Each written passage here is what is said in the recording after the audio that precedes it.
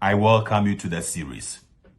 Our passage for reflection is from the book of Genesis, chapter 27. This chapter is about Jacob's deception. At the time that the father wanted to bless his oldest son, Esau, Jacob disguised himself and went for the blessing. The theme is favoritism, a threat to family's cohesion.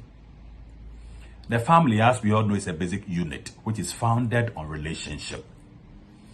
It is natural for a parent, for one or the other reason, to be drawn more to one child or another. The question is, how should this be handled such that it does not disturb the family's cohesion? Or if the family is already in crisis, does favoritism help in any way? Does it not rather add to the existing fracture?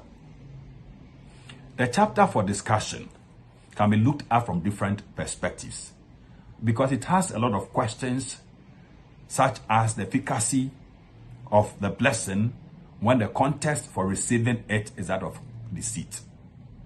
But my focus is on the subject matter of favoritism as played out by parents and how this divides families. When Isaac was old and wanted to bless his oldest son Esau, as the text says, he requested of the son to go hunt for wild game and prepare for him his favorite meal, so that after eating he will bless him. But the text says that Rebekah overheard the message. And what did she do? She quickly prepared Isaac's favorite meal and got Jacob rather to send the meal and to receive the blessing. So while it was Isaac's intention to bless Esau, Rebekah, on the other hand, preferred that Jacob received the blessing. This is definitely a crisis situation. When parents fail to agree on one thing, it creates a crisis in the family. When parents are unable to manage their preferences for their respective children, it fractures the family. From the same book of Genesis chapter 25, from verse 27-28, we learn that Jacob had a quiet temperament and stayed home, so Rebekah loved him. Esau, on the other hand, was a skillful hunter who was loved by Isaac because he brought home wild game, which his father enjoyed eating. Isn't this natural? Is it not a natural occurrence in a lot of homes? Don't we see this play out in homes? The mother is drawn to the child who spends more time helping her out, while the father is drawn to the one who does the masculine duties. So this may not be a major concern after all. So what are the other issues?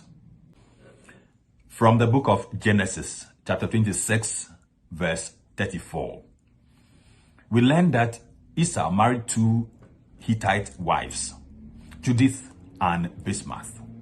And these women made life miserable for Isaac and Rebekah. Mothers, as we know, in moments like this, will be more affected than fathers. So Rebekah, most probably angered by the happenings in the family, preferred that the blessing came upon Jacob. But there is a more profound reason why perhaps Rebekah preferred that Jacob received the blessing. And that's from the book of Genesis chapter 25, from verse 22 to 23. And it makes it very clear that the two children, as they struggled in the womb, Rebekah asked the Lord about it.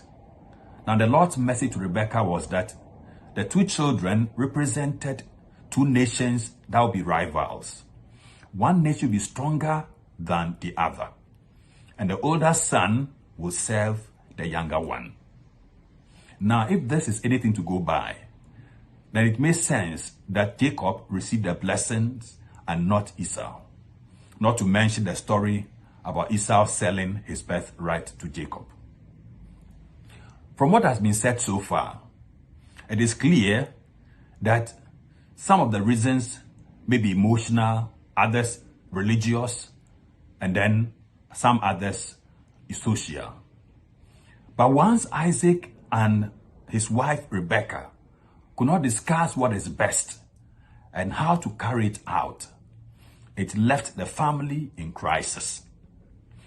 The two children were divided between their parents as each tried to protect and secure the blessing for the favorite. But at the end, what happened? Isaac felt deceived by Jacob. Esau developed hatred for his brother and even wanted to kill him.